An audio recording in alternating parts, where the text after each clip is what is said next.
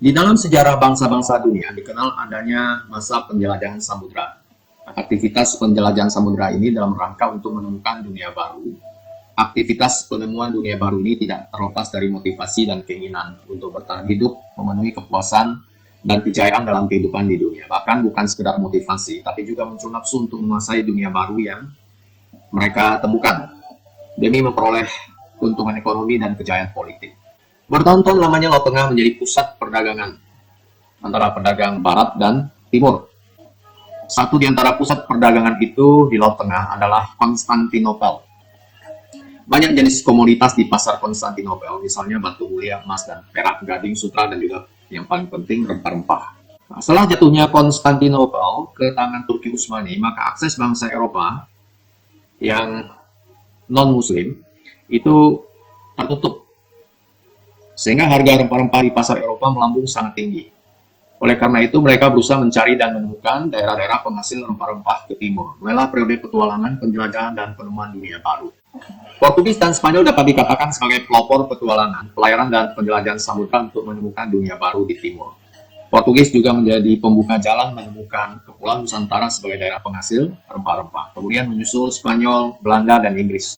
Tujuan kedatangan mereka ke wilayah timur tidak semata-mata mencari keuntungan melalui perdagangan rempah-rempah, tapi juga ada tujuan lain yang lebih luas. Ini kita kenal dengan semboyan 3G. Kita lihat penjelajahan samudra oleh Portugis. Berita keberhasilan Columbus menemukan daerah baru membuat penasaran Raja Portugis, sekarang terkenal dengan sebutan Portugal. Columbus itu adalah pelaut yang ditugasi oleh Spanyol ya. Jadi membuat penasaran Portugis, Raja Manuel I memanggil pelaut ulungnya bernama Vasco da Gama untuk melakukan ekspedisi menjelajahi samudra mencari tanah Hindia sebagai penghasil rempah-rempah. Kemudian Vasco da Gama mencari jalan lain agar lebih cepat sampai ke tanah Hindia. Kebetulan sebelum Vasco da Gama mendapatkan perintah dari Raja Manuel I, sudah ada pelaut Portugis lain bernama Bartolomeus Dias yang melakukan pelayaran mencari daerah timur dengan menelusuri pantai barat Afrika. Pada tahun 1488, karena serangan ombak besar, Bartolomeus Dias mendarat di suatu ujung selatan benua Afrika. Tempat tersebut kemudian dinamakan Tanjung Harapan. Ia tidak melanjutkan penjelajahannya, tapi kembali ke Portugis. Pada Juli 1497, Vasco da Gama berangkat dari pelabuhan Lisabon untuk memulai penjelajahan samudra. Berdasarkan pengalaman Bartolomeus Dias tersebut, Vasco da Gama juga berlayar mengambil rute yang pernah dilayari Bartolomeus Dias. Rombongan Vasco da Gama juga singgah di Tanjung Harapan. Atas petunjuk dari pelaut bangsa Moor yang telah disewanya, rombongan Vasco da Gama melanjutkan penjelajahan, berlayar menelusuri pantai timur Afrika, kemudian berbelok ke kanan untuk mengarungi Lautan Hindia atau Samudra Indonesia. Pada tahun 1498, rombongan Vasco da Gama mendarat sampai di Calicut atau Kalkuta, dan juga Goa di pantai barat India. Ada pemandangan yang menarik dari kedatangan rombongan Vasco da Gama. Mereka ternyata sudah menyiapkan patok batu yang disebut dengan batu Padrau. Nah, batu ini sudah diberi pahatan lambang bola dunia. Setiap daerah yang disinggahi kemudian dipasang patok batu Padrau sebagai tanda bahwa daerah yang ditemukan itu miliknya Portugis. Bahkan di Goa, Vasco da Gama berhasil mendirikan kantor dagang yang dilengkapi dengan benteng. Atas kesuksesan ekspedisi ini, maka oleh Raja Portugis, Vasco da Gama diangkat sebagai penguasa di Goa atas nama Portugis. Setelah beberapa tahun tinggal di India, orang-orang Portugis menyadari bahwa India bukanlah tempat penghasil rempah-rempah. Mereka mendengar bahwa Malaka merupakan kota pusat perdagangan rempah-rempah. Oleh karena itu, dipersiapkan ekspedisi lanjutan di bawah pimpinan Alfonso de Albuquerque. Dengan armada lengkap, Albuquerque berangkat untuk menguasai Malaka. Tahun 1511, armada Portugis berhasil menguasai Malaka. Portugis mulai memasuki wilayah Kepulauan Nusantara yang disebut sebagai Tanah Hindia. Orang-orang Portugis pun segera mengetahui tempat buruannya, yakni rempah-rempah yang ada di Kepulauan Nusantara, khususnya di Kepulauan Maluku. Perlu ditambahkan bahwa dengan dikuasainya Malaka oleh Portugis pada tahun 1511 telah menyebabkan perdagangan orang-orang Islam menjadi terdesak. Para pedagang Islam tidak lagi bisa berdagang dan keluar masuk kawasan Selat Malaka karena Portugis melakukan monopoli perdagangan. Akibatnya para pedagang Islam harus menyingkir ke daerah-daerah lain. Tindakan Portugis yang memaksakan monopoli dalam perdagangan itu mendapat protes dan perlawanan dari banyak pihak. Contohnya misal tahun 1512 terjadi perlawanan yang dilancarkan seorang pemuka masyarakat, Mate Kadir. Mate Kadir juga bersekutu dengan Hang Nadim, namun karena Portugis masih lebih unggul, maka Malaka tetap dikuasainya. Kadir yang makin terdesak kemudian berhasil lolos, lalu sampai ke Jepara dan selanjutnya ke Demak. Tindak monopoli yang dipaksakan Portugis juga mendapatkan protes dari penguasa kerajaan Demak. Demak telah menyiapkan pasukan untuk melancarkan perlawanan terhadap Portugis di Malaka. Pasukan Demak ini dipimpin oleh putra mahkotanya Pati Unus. Pasukan Demak ini semakin kuat setelah bergabungnya Pate Kadir dan pengikutnya. Tahun 1513, pasukan Demak berkekuatan 100 perahu dan ribuan prajurit mulai melancarkan serangan ke Malaka. Tapi nyatanya kekuatan Demak dan Kadir belum mampu menandingi Portugis, sehingga serangan ini gagal. Posisi Portugis semakin kuat, Portugis terus berusaha memperluas monopolinya hingga sampai ke Indonesia. Kita lihat penjelajahan samudranya Spanyol. Bangsa Portugis dan bangsa Spanyol umumnya memeluk agama Katolik. Kedua bangsa ini sama-sama ingin menguasai wilayah lain di dunia. Hal ini menimbulkan keprihatinan Paus Julius II. Untuk menjaga kerukunan mereka, Paus turun tangan. Tiadakanlah perjanjian pembagian wilayah yang kita kenal dengan perjanjian Tordesillas. Yang garis biru ini adalah hasil perjanjian Tordesillas. Yang hijau ini adalah hasil perjanjian Saragossa. Jadi dunia ini dibagi menjadi wilayahnya Spanyol dan Portugis. Orang-orang Spanyol yang diprakarsai oleh Columbus merencanakan melakukan penjelajahan samudera untuk menemukan tanah penghasil rempah-rempah. Tanggal 3 Agustus tahun 1492, Columbus berangkat dari pelabuhan atas dasar keyakinan bahwa bumi ini bulat. Maka Columbus dengan rombongannya bertolak dari Spanyol, berlayar menuju ke arah barat. Mereka optimis berhasil menemukan daerah baru di timur. Pada tanggal 6 September tahun yang sama, rombongan Columbus sampai di Kepulauan Kanari di sebelah barat Afrika. Ekspedisi penjelajahan samudera dilanjutkan dengan mengarungi lautan luas yang dikenal ganas, yakni Samudra Atlantik. Salah satu kapalnya rusak. Para anggota ekspedisi hampir putus asa, namun Columbus terus memberi semangat kepada anggota rombongannya. Setelah sekitar 1 bulan lebih berlayar, 12 Oktober 1492, Columbus berhasil mendarat di Kepulauan Bahama. Columbus mengira ini tanah Hindia, oleh karena itu penduduknya disebut orang-orang Indian. Ternyata keliru. Tempat mendarat Columbus ini kemudian dinamakan San Salvador. Berikutnya rombongan Columbus kembali berlayar dan mendarat di Haiti. Merasa ekspedisinya berhasil, Columbus kemudian kembali ke Spanyol tahun 1493. Tentu kedatangan Columbus dan rombongan disambut dengan sukacita. Bahkan kemudian Columbus diakui sebagai penemu daerah baru, yakni benua Amerika. Keberhasilan pelayaran Columbus menemukan daerah baru telah mendorong para pelaut lain untuk melanjutkan penjelajahan samudera ke timur. Apalagi Columbus belum berhasil menemukan daerah penghasil rempah-rempah. Berangkatlah kemudian ekspedisi yang dipimpin oleh Magallanes bersama seorang kapten kapal bernama Jan Sebastian Elcano. Berdasarkan catatan yang telah dikumpulkan Columbus, Magellan mengambil jalur yang mirip. Setelah terus berlayar, rombongannya mendarat di ujung selatan benua yang ditemukan Columbus. Di tempat ini terdapat selat yang sempit, lalu dinamakan Selat Magellan. Melalui selat ini, rombongan Magellan terus berlayar meninggalkan Samudra Atlantik dan memasuki Samudra Pasifik dengan lautan yang relatif tenang. Setelah sekitar 3 bulan, Magellan mendarat di Pulau Guam pada bulan Maret 1521. Kemudian April 1521 sampai di Kepulauan Masava, atau yang sekarang kita kenal sebagai Filipina. Magellan menyatakan bahwa daerah yang ditemukan ini adalah menjadi koloni Spanyol. Tindakan Magellan dan rombongan ini mendapat tantangan penduduk setempat, yaitu orang-orang Mactan. Maka terjadilah perang, sehingga Magellan sendiri terbunuh. Lalu rombongan Magellan yang selamat segera meninggalkan Filipina di bawah pimpinan Elcano, terus berlayar ke selatan. Tahun 1521 mereka sampai di Maluku, dan inilah daerah penghasil rempah-rempah yang mereka cari.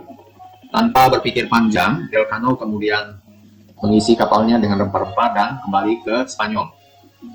Dan atas petunjuk pemandu orang Indonesia, kapal-kapal Delcano kemudian berlayar menuju ke arah barat, sehingga melewati Tanjung Harapan di Afrika Selatan dan diteruskan menuju Spanyol. Dengan penjelajahan dan pelayaran yang dipimpin oleh Magellan itu, maka sering disebut bahwa tokoh yang berhasil mengelilingi dunia pertama kali adalah Magellan. Kita lihat petanya, ini adalah perjalanan Columbus menuju ke benua Amerika, lalu kembali ke Spanyol ya. Lalu berdasarkan peta ini, kemudian dipakai oleh Magellan dan Delcano. Mereka berangkat ke arah baratnya Eropa, menyeberangi Samudra Atlantik, kemudian dilanjutkan Samudra Pasifik sampai di Kepulauan Filipina. Kemudian mereka ke selatan, ketemu Maluku, dan kembali ke Spanyol melalui arah barat. Jadi kalau kita lihat, mereka sudah mengelilingi dunia. Berangkat ke arah baratnya Eropa, kembali dari arah timurnya Eropa. Dalam kaitannya dengan pelayaran dan penjelajahan samudra ini, ada pendapat yang menarik yang ditulis oleh Menzies, seorang perwira angkatan laut Inggris. Ia menegaskan bahwa yang berhasil mengelilingi dunia pertama kali bukanlah Magellan, tapi adalah armada Tiongkok yang dipimpin oleh Cheng Ho tahun 1421.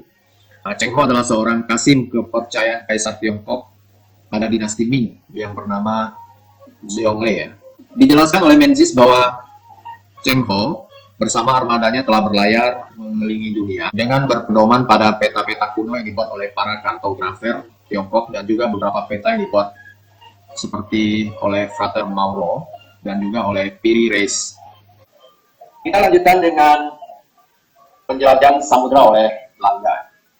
Portugis sudah memasuki wilayah Kepulauan Nusantara tahun 1511, kemudian sampai ke Maluku tahun 1512.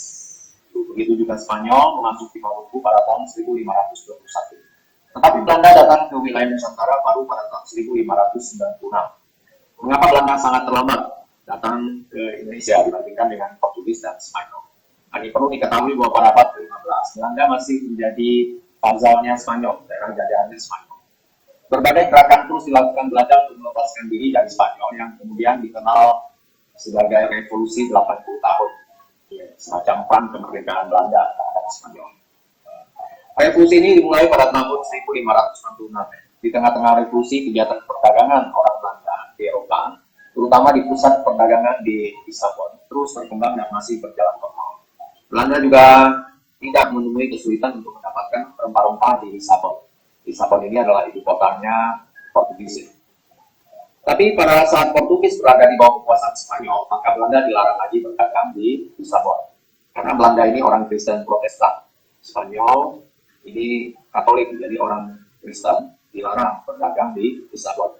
Dengan demikian, Belanda menemui kesulitan untuk mendapatkan rempah-rempah. Belanda harus berusaha untuk mendapatkan rempah-rempah seperti yang telah dilakukan Portugis dan Spanyol. Maka orang Belanda mulai mencari jalan untuk pergi ke timur, ke tanah Hindia. Pada tahun 1594, Barents mencoba berlayar untuk mencari dunia timur atau tanah Hindia melalui daerah kutub utara. Karena keyakinannya bahwa bumi bulat, maka sekalipun dari utara atau barat, akan sampai pula di timur. Ternyata Barents tidak begitu mengenal medan. Ia gagal melanjutkan penjelajahannya karena kapalnya terjepit es. Mengingat air di kutub utara sangat dingin ya, yang sedang membeku pada saat itu. Barents terhenti di sebuah pulau yang disebut Novaya Zemlya. Ia berusaha kembali ke negerinya, tapi ia meninggal dalam perjalanan. Pada tahun 1595, pelaut Belanda yang lain bernama Cornelis de Houtman dan Peter de Keyser memulai pelayaran. Kedua pelaut itu bersama armadanya dengan kekuatan 4 kapal dan 249 awak dengan 64 pucuk meriam melakukan pelayaran dan penjelajahan samudera untuk mencari tanah Hindia di timur. Houtman mengambil jalur laut yang sudah biasa dilalui oleh Portugis. Tahun 1596, Houtman beserta armadanya mencapai Kepulauan Nusantara. Dia mendarat di Banten. Sesuai dengan niatnya untuk berdagang, maka Houtman diterima baik oleh Banten. Waktu itu Banten dipimpin oleh Sultan Abdul Mufakir Mahmud Abdul Qadir. Dengan melihat pelabuhan Banten yang begitu strategis dan adanya hasil tanaman rempah-rempah di wilayah itu, Hotman berambisi untuk melakukan monopoli perdagangan di Banten. Dengan sombong dan kasar, orang Belanda memaksakan kehendaknya. Tentu hal ini tidak diterima oleh rakyat dan penguasa Banten. Oleh karena itu, mereka mengusir orang-orang Belanda itu, dan kemudian Hotman berlayar meninggalkan Banten dan kemudian singgah di Bali ya. Di sana dia membeli rempah-rempah baru kembali ke negeri Belanda. Ekspedisi penjelajahan berikutnya adalah Jacob van Heemskerck tahun 98. Heemskerck dengan armadanya sampai di Nusantara dan mendarat di Banten juga. Cuma mereka lebih bersahabat dan orang Banten menerima mereka. Dan mereka bisa berdagang bahkan sampai ke timur ya, singgah di pelabuhan Tuban. Kemudian dari Tuban mereka lanjut ke Maluku. Mereka sampai di Maluku pada tahun 1599. Orang Maluku juga menerima mereka dengan baik karena waktu itu Maluku sedang berkonflik dengan Portugis. Karena mendapat keuntungan yang luar biasa, maka semakin banyak kapal dagang Belanda yang berlayar ke Maluku. Kita lihat penjelajahan samudra oleh Inggris. Perlu dipahami bahwa setelah Portugis berhasil sampai di Kepulauan Maluku, aktif mengadakan perdagangan dengan penduduk setempat. Kedatangan Portugis ini telah mendorong perdagangan rempah-rempah semakin meluas. Jalur perdagangan antara timur dengan Eropa semakin berkembang. Bahkan Lisabon dalam waktu singkat berkembang menjadi pusat perdagangan rempah-rempah di Eropa Barat. Dalam kaitan ini, Inggris dapat mengambil keuntungan besar dalam perdagangan rempah-rempah. Inggris dapat memperoleh rempah-rempah secara bebas dan relatif murah di Lisabon. Rempah-rempah itu kemudian diperdagangkan di daerah Eropa Barat, bahkan sampai ke Eropa Utara. Tapi karena Inggris terlibat konflik dengan Portugis dan Spanyol, apalagi setelah Portugis berada di bawah kekuasaan Spanyol, maka Inggris pun mulai tidak bebas untuk mendapatkan rempah-rempah di Lisabon. Oleh karena itu, Inggris berusaha mencari sendiri negeri penghasil rempah-rempah. Banyak anggota masyarakat, para pelaut, dan pedagang yang tidak melibatkan diri dalam perang, justru mengadakan pelayaran dan penjelajahan samudera untuk menemukan daerah penghasil rempah-rempah. Dalam pelayarannya di dunia timur, untuk mencari daerah penghasil rempah-rempah, Inggris pertama kali sampai ke India tahun 1498. Dengan mengikuti rombongan Portugis yang dipimpin oleh Vasco da Gama. Untuk memperkuat daya saing para pedagang Inggris di dunia timur, mereka membentuk kongsi dagang yang diberi nama East India Company atau EIC tahun 1600. Orang-orang Inggris juga sampai ke Indonesia pertama kali tahun 1579 dipimpin oleh Francis Drake dan Thomas Cavendish.